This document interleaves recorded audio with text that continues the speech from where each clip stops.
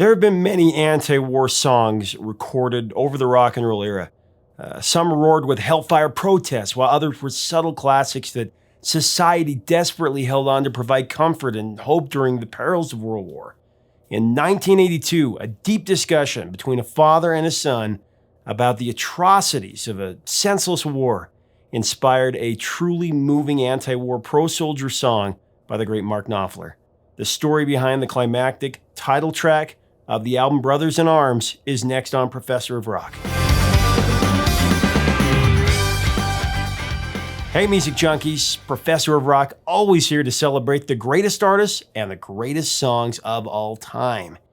You know, if your favorite philosophers were found in the liner notes of your LPs, this is the channel especially for you. Make sure to subscribe below. Click the bell so that you always get our daily features. We have the stories from the legends. And also check out more of our content at our page on Patreon. You can become an insider with us, and you can help us keep this music alive through interviews and stories. By the way, that intro came from our viewer, Mark Lothar. I think he nailed it. During the rock era, there have been many anti-war protest songs. Some are directed at specific conflicts, such as the devastating Vietnam War that dragged on and on and on, lasting nearly 18 years. Songs like Eve of Destruction by Barry McGuire. We're on the eve of destruction. We Gotta Get Out of This Place by the Animals. Even though it wasn't written for that reason, it became a song for the war. Yeah, we gotta get out of this place. Give Peace a Chance by John Lennon.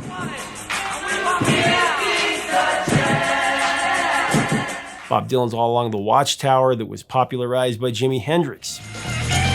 All along the Watchtower. There's a War by Edwin Starr in 70. Peace Train by Cat Stevens, and it goes on and on. In 1982, Dire Straits leader Mark Knopfler, the great Mark Knopfler, one of my favorites, he was having an earnest conversation with his father, Erwin Knopfler, about the gravity of the Falklands War. It was technically an undeclared war. It was brief, but an intense skirmish taking the lives of 258 British soldiers, while Argentina lost 750 lives during 74 days of hostilities. The conflict was between the United Kingdom and Argentina over territorial rights to the Falkland Islands, as well as South Georgia and the South Sandwich Islands off the coast of Argentina. It began when Argentina invaded and occupied the Falklands, followed by an invasion of South Georgia the following day. The British government swiftly dispatched military forces and made an amphibious attack on the islands. After successive defeats, though, Argentina surrendered to Great Britain, and the conflict ended on June 14th, 1982. Now, during the discussion about the Falklands War, Mark Knopfler's dad used a term that struck a chord with his son when he described both factions of the dispute as brothers in arms. Mark's father believed that both sides had similar ideology that they were willing to fight for, and perhaps die for. Brothers in Arms became the title of a powerfully moving Knopfler composition that defined all soldiers as being victims of the senselessness of war. I've been meaning, like I said, to talk about this song for a long time. I did a piece on Brothers in Arms, the album, many months ago. And I didn't go into the title track on purpose, because I felt that it deserved much more time and more exploration. Mark Knopfler pictured a soldier dying on the battlefield, surrounded by his brothers in arms who remain physically by his side until he passes away, but never leave him in spirit. In the fear and alarm. Fighting back the pain, the soldier thanks his brethren for not abandoning him through these fields of destruction. Baptism of fire, I've watched all your suffering as a battle rage high, and though they did hurt me so bad in the fear and alarm, you did not desert me, my brothers in arms. Desert me, my brothers in arms. I've not had any military service, and I don't know what it feels like to be in the throes of death like a soldier on the front lines of a war. But I have heard the gripping accounts from people close to me that have been there. And they've said there is a lifelong brotherhood, sisterhood, between fellow soldiers that risk their lives together. It's an incredibly strong, unbreakable bond, and Mark Knopfler honored the strength and the character of that conviction in Brothers in Arms just perfectly. Through these fields of destruction. But he also used the voice of his dying hero, his song, to plead for peace among his brothers and put an end to pointless war and tragedy. When he says, "Now the sun's gone to hell and the moon's riding high. Let me bid you farewell. Every man has to die, but it's written in the starlight and every line in your palm. We are fools to make war on our brothers in arms." To make war on our brothers in arms. Just absolutely heart-wrenching. The surviving veterans who fought for their country, they just suffer the effects of the horrors of war for the remainder of their lives. There's the constant ringing in their ears, the terror of nightmares in their heads, and the rumbling of mad thunder in their hearts. As the battle reached high. I mentioned earlier some of the great songs in the conflict in Vietnam. Some of them are protest songs against the tides of war. We all know, as Marvin Gaye put so eloquently in What's Going On, "Brother, brother, brother, war is not the answer." War's not the answer. Having said that, I'm extremely grateful for the men and women who have fought for our country. I've always appreciated songs that show a deep empathy for our brothers in arms. Baptisms of fire. The way some have treated our veterans, especially when they came back from Vietnam, in a lot of cases, it just breaks my heart. It's like Billy Joel put it in Goodnight Saigon when he remembers two particular soldiers. When he says, "Remember Charlie, remember Baker." Charlie, remember Baker. They left their childhood on every acre. And then he says, who was wrong, who was right, didn't matter in the thick of the fight. Didn't matter in the thick of the fight. No matter what the conflict is or was, there are brave people who have sacrificed more than I'll ever know. Brothers in Arms and Goodnight Saigon, I just gave an example from, those songs always shake me to the very core because they honor those great sacrifices of our veterans and those serving, as well as the brotherhood and the sisterhood of all these soldiers. The chorus of Goodnight Saigon demonstrates this so well when Billy is going into it, when he says, "We held on to each other like brother to brother." And then when he said, "We would all go down together," we said we'd all go down together.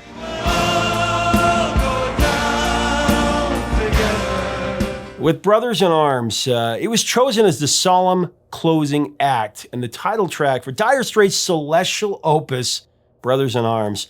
Of course, the award-winning album that sold over 30 million copies around the globe.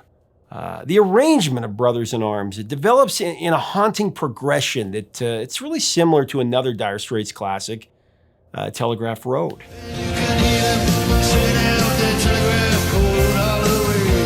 It's just a chilling, atmospheric buildup for the intro of Brothers in Arms with the echo of war in the distance. The sounds of danger fade as Knopfler's benevolent guitar gently sweeps into his quiet, introspective narrative. Covered mountains. Simply breathtaking. Brothers in Arms was the follow-up to the #1 Billboard smash Money for Nothing. It was released as the third single from the album, although it did not chart in America. Brothers in Arms went to number 16 in the UK, went to number 10 in Ireland, to number 5 in New Zealand, and went all the way to the top of the national music chart in Poland. It has become as big, in retrospect, as big as any Dire Straits hit. Really, as big as any #1 hit from that year. I mean, YouTube has almost 200 million views. Spotify, it's at 175 million streams. Brothers in Arms has also had its fair share of sinking in pop culture. I mean, the track has been placed in episodes for TV shows like Miami Vice. It was used in The West Wing, Due South, and SEAL Team. It's also in the series finale of Supernatural and the series finale for The Americans.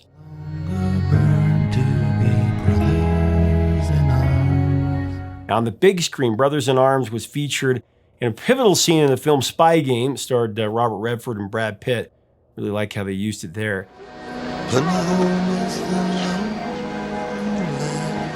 The music video for Brothers in Arms, directed and animated by Bill Mather, it won a Grammy Award for Best Music Video at the 29th Annual Grammy Awards in February of '87.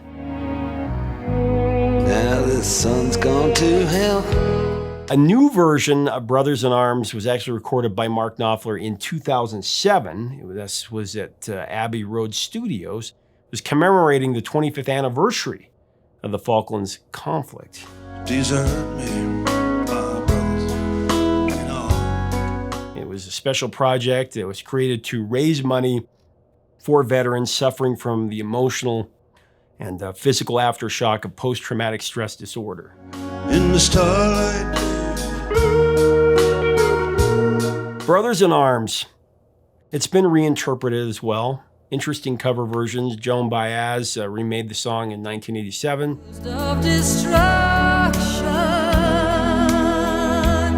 Metallica performed a rendition for the Bridge School Benefit Fundraiser in 2007.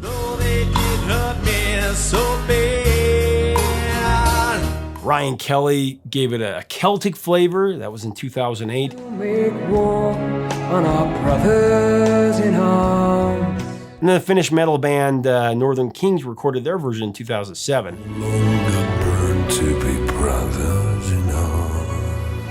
Now, in addition to his always insightful lyrics, let's salute the material vocal performance by Mark Knopfler on Brothers in Arms.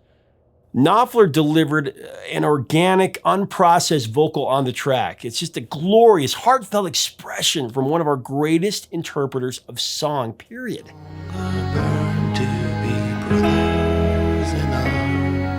It's in stark contrast to the homogenized, overprocessed, auto-tuned vocals of current mainstream music.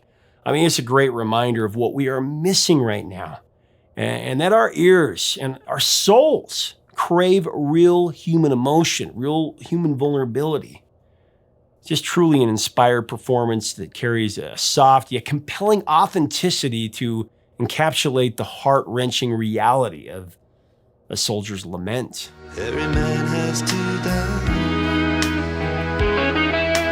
And of course, when one cues up a Dire Straits song, there's a great anticipation to experience the always distinctive resonance of Mark Knopfler's guitar. On Brothers in Arms, that soul-string Knopfler gift mesmerizes us during the last 2 minutes of this epic composition.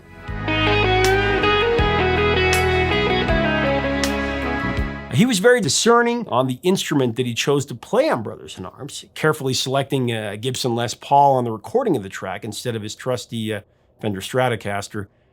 Mark Knopfler's guitar solo layered with Alan Clark's Hammond organ arrangement in the coda, it just gives Brothers in Arms a beautiful lump in your throat alchemy.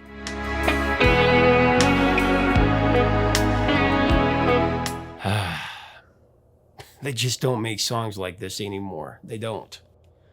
But thanks to the absorbing songwriting of one Mark Knopfler and the musicianship of Knopfler and his brothers in Dire Straits, we have an eternal classic to cherish whenever we need to be reminded of those dedicated souls who stuck together and fought for a cause greater than themselves. I have a feeling that when Mark Nolan wrote the screenplay and the incredible end scene in the 2001 film Black Hawk Down, it was of course based on true events that occurred in Somalia's capital city, Mogadishu, in the early 90s.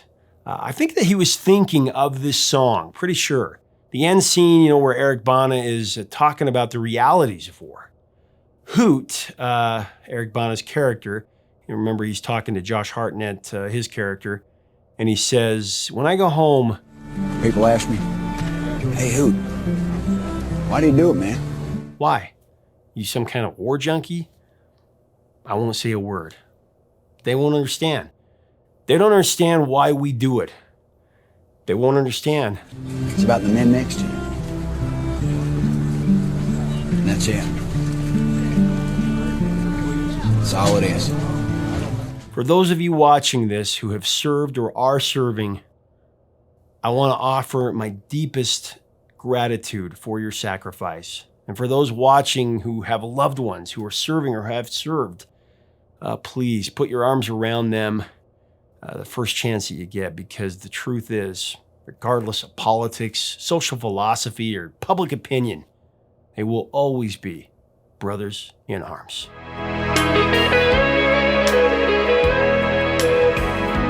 Hey, thanks so much for watching. Please leave us a comment about this song. Very, very touching song. I love it so much. And about those who are serving and who have served, our veterans. What are your memories of dire straits? Please tell us below. If you like this video, make sure to subscribe below to be a permanent part of our community. We would love to have you. We get into it here. Sometimes it gets a little personal, but it's really important to keep the music alive. Make sure to check us out on Patreon, and make sure to play this song. Until next time, 3 chords and the truth, my friends.